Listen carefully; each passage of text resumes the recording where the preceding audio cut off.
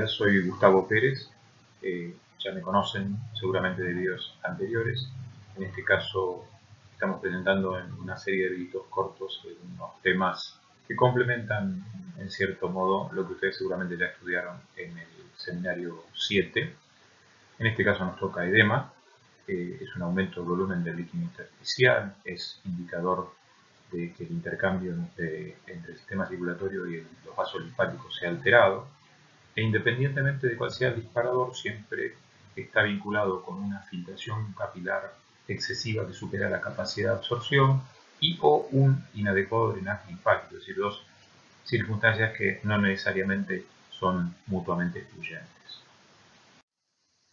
Este es un gráfico que aparece en Silverton, simplemente acá tenemos el polo arterial y el polo venoso. Esto es una representación esquemática también donde además se adicionan las presiones, pero en general en la parte del capilar arterial lo que tenemos es el balance es hacia la filtración y en la parte del polo venoso hacia la absorción. La diferencia es el líquido que queda en el intersticio. Recuerden que el intersticio está formado por un gel que es capaz de amortiguar parte del líquido que pasa y luego vertirlo a los vasos linfáticos para volver a la circulación general. Eso tiene un equilibrio bastante preciso y fíjense que acá tenemos la presión negativa que seguramente ustedes habrán estudiado en el intersticio, la presión hidrostática negativa. Acá tenemos volumen del líquido intersticial en función de la presión del líquido intersticial. Y fíjense que el equilibrio es muy fino y que cuando empieza a aumentar el líquido que se filtra o la presión hidrostática, el gel tiene una cierta capacidad de amortiguación, más o menos un 30%, pero después todo el resto queda en el intersticio y forma lo que se conoce como edema.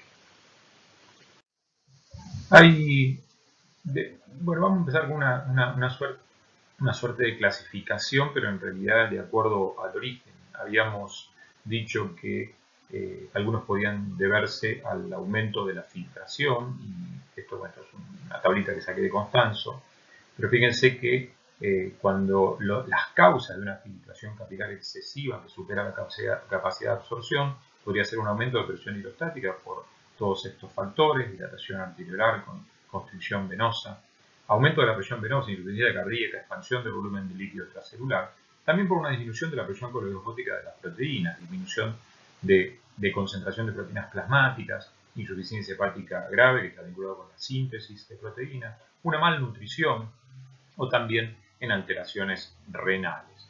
También fíjense que acá hay un aumento de la conductancia hidráulica, ocurre por ejemplo en quemaduras o en inflamación, donde aumenta la permeabilidad de los vasos y por ende aumenta la filtración. Del otro lado tenemos un inadecuado drenaje linfático, podría ser por impedestación.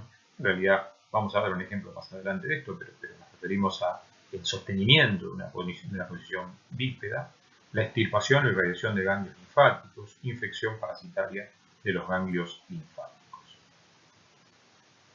Siguiendo con una clasificación de edemas, de acuerdo a su nivel de generalización, pueden ser locales, son los más fácilmente son los más habituales y los que más fácilmente se ven. Puede ser periférico, cerebral, pulmonar, macular, puede ser angioedema, este en particular está muy vinculado con reacciones alérgicas, o pueden ser generalizados que reciben el nombre de anasarca y pueden ser de origen cardíaco, por ejemplo, insuficiencia cardíaca, por malnutrición, de origen renal cirrótico o idiopático, que en general está vinculado a cuestiones hormonales.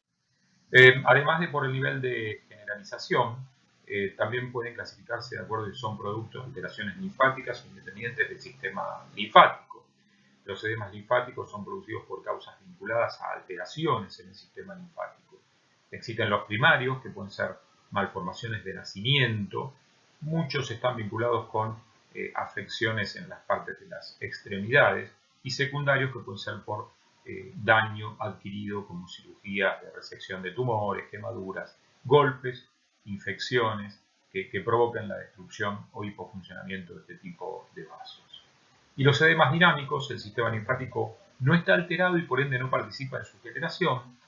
Acá tenemos edemas venosos ocasionados por trombos o problemas en los vasos sanguíneos, secundarios a golpes, a inflamaciones, medicamentosos, gestacionales, posparto, producidos por cirugías en los que no se altera el propio sistema linfático, por malnutrición o cualquiera de los generalizados que mencionamos anterior, como insuficiencia cardíaca, nefrótico o de insuficiencia hepática. Una última clasificación los divide en leves, por permanecer en una misma posición durante mucho tiempo. En general son de resolución relativamente fácil por consumo excesivo de sal. Corrección de dieta podría modificar la situación. Premenstrual, que es claramente cíclico.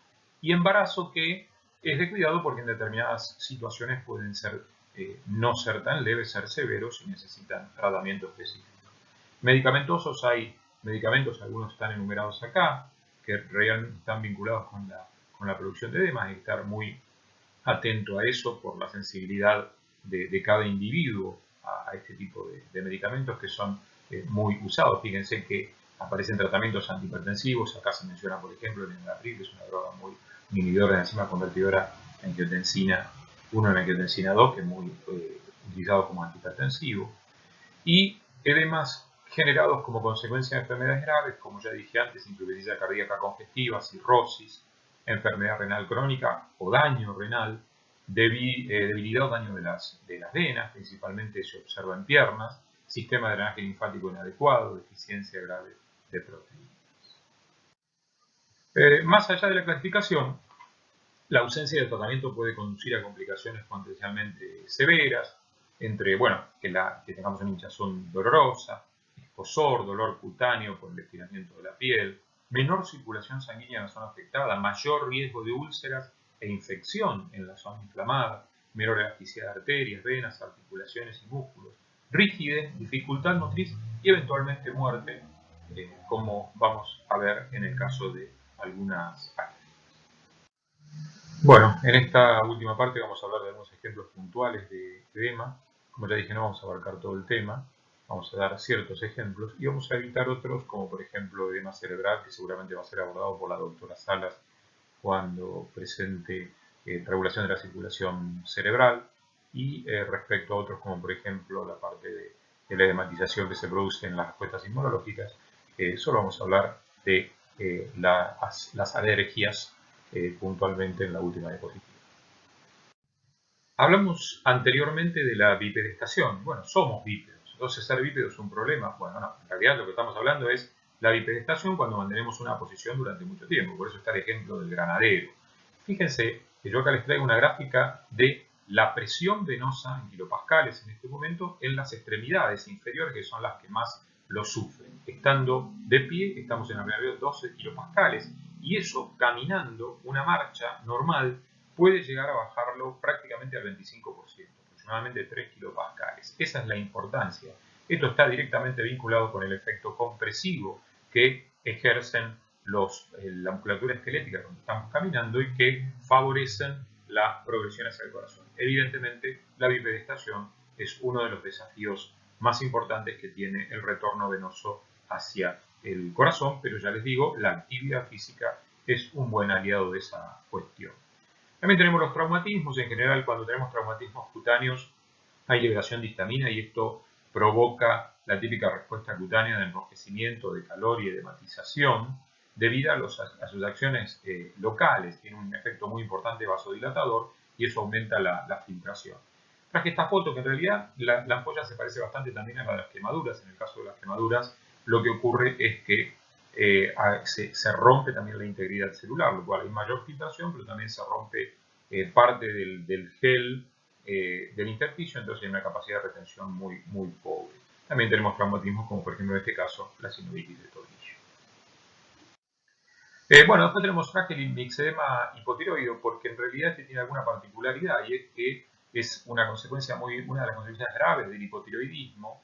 El aumento de la filtración de líquidos se debe en este caso a acumulación de mucopolisacáridos osmóticamente activos en el líquido intersticial. Es decir, acá no es movimiento puro de líquido, sino que hay mucopolisacáridos que atraen agua y forman un mixedema, que es un edema generalizado en el caso de este hipotiroideo. Después tenemos insuficiencia hepática y malnutrición. ¿Por qué los pongo juntos? Porque en realidad ambos pueden llegar a una disminución de las proteínas. En el caso de la insuficiencia hepática, por incapacidad de síntesis. En el caso de la malnutrición, porque casualmente son dietas mayoritariamente farináceas y eso hace una hipoproteinemia en ambos casos disminuyendo la presión coloidosmótica del plasma.